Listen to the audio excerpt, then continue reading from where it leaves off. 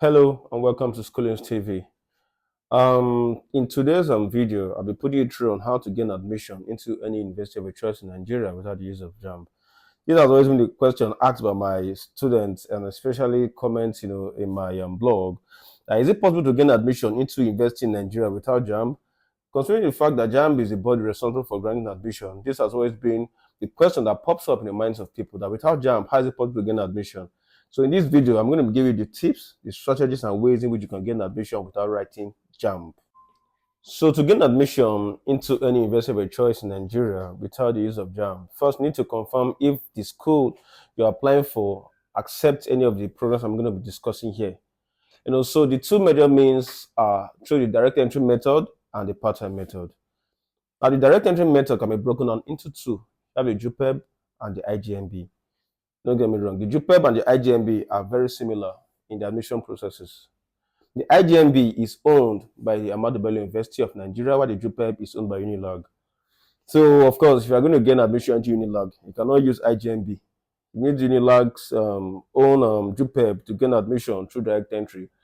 And as well as for the Ahmadu Bello University, you need the IJMB instead of using the JUPEB.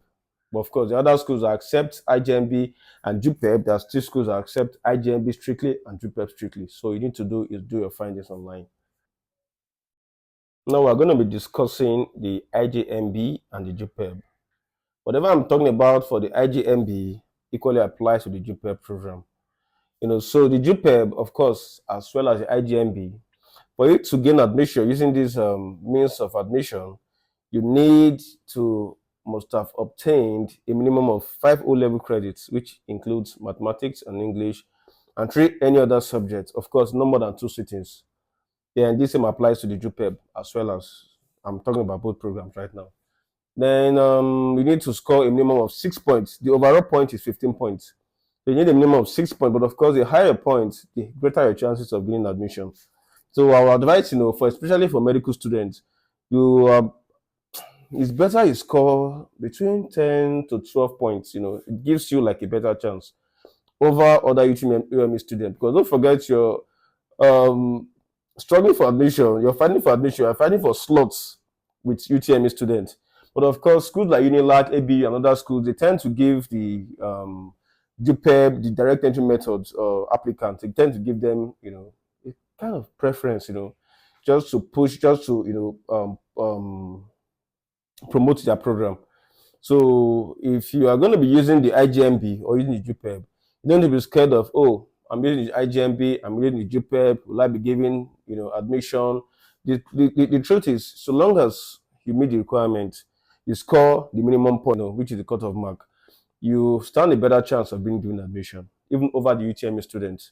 Because of course, the average applicants for UTME compared to okay, let me focus on the IJMB and the JUPEB. You have a minimum of, on an average of 30,000 applicants that applies for the JUPEB program, but say 20,000 are accepted. So that's actually a very high pass, rate.